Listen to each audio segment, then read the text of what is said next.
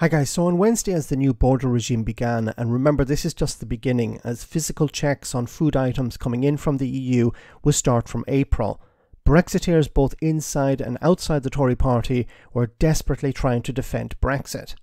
Here former Boris Johnson Minister Andrea Leadsom lied about things said in the past about leaving the single market. Then she was presented with a real-life situation facing a flour importer, and Andrea came up with a typical stupid Brexiteer response. Have a listen to this. Again, there are big opportunities from free trade deals. We have huge trading arrangements with the United States. As I say, we've signed up to this Trans-Pacific Partnership, to other free trade deals. Well, actually, businesses always face the cost of doing business. Businesses knew at the time of Brexit that in leaving the European single market, there would be additional checks at the border because, by definition, we were no longer in that single market. There was no... Okay. This is what Andrea Leadsom said back in 2016. Let me get this right. You're claiming that we could leave the EU, which will mean, because you've made a big song and dance about it, ending free movement of peoples. That would not apply to the United Kingdom, but we would still access the single market on the same basis as we do now? We would continue to trade tariff-free because it's in their interest, even more than ours. And just to be clear... So, let me try and get you to be clear, because it's interesting. On the same basis as now, we would trade on the same basis, is your claim? Absolutely in their interests, even more than ours. We have a big deficit with the European Union. And let's be clear, the EU has some modest free trade agreements with the rest of the world, not nearly as many as Switzerland, but they do have some free trade agreements. Those countries trade tariff-free with the EU, and they do not have free movement of labour. So to suggest that the only way to access the European market tariff-free is with free movement is simply not true, Andrew. But if Europe was to agree that there would be no price of membership for being part of the single market. There's no free movement. We won't be part of the single market. No, but you're saying we'd have the same access as if we were. No. Well, I asked you if it was on the same terms. No.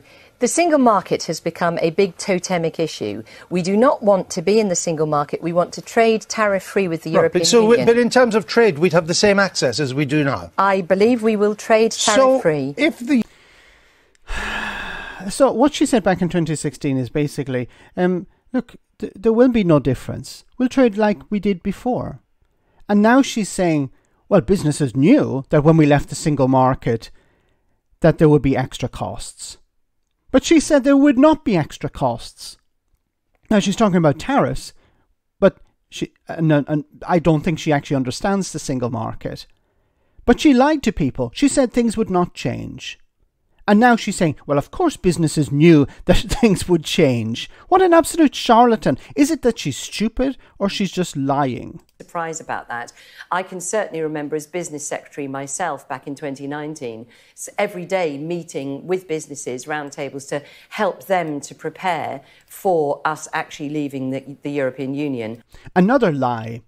So at the beginning, when it became clear that the UK was leaving, back in 2019, 2020, or 2019, it became clear after in 2020 that businesses needed to prepare. But at the beginning of the year, it was, well, you know, there will be no disruption. Towards the end of the year, Michael Gove was telling businesses, you need now to prepare. And they were asking, prepare for what? Are we leaving with a deal or are we leaving without a deal?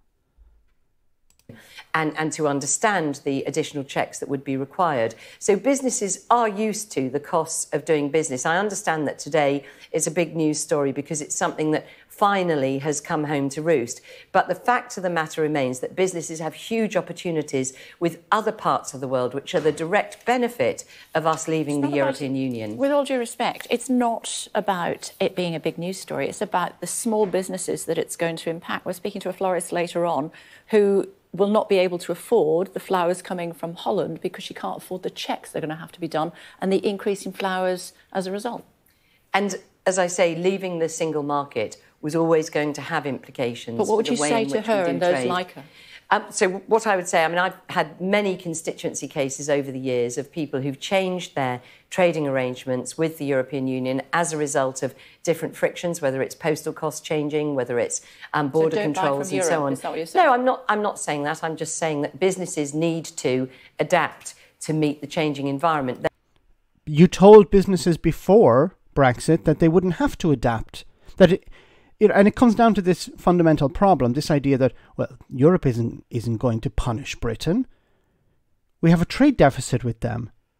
Don't worry, the German car industry is going to put pressure on Angela Merkel, at the time the Chancellor, and then she's going to put pressure on the EU, and the EU is going to give a good deal to Britain, is going to allow Britain to have access to the single market like before without actually being a member. There are huge opportunities from the rest of the world. Well, I don't know her particular circumstances. She can't afford the flowers and the extra increase that it's going to cost her to get the checks before she brings them over from the Netherlands. So there are many parts of the United Kingdom that are flower growers themselves, and there are other parts of the world. So she shouldn't buy from Europe, that's what you're saying. I'm not saying that at all. Oh my God, she's saying to a florist who's struggling to import fresh flowers to sell in her business, she's saying, Andrea Leadsom is saying to her, why don't you buy from the UK? Are you really this stupid?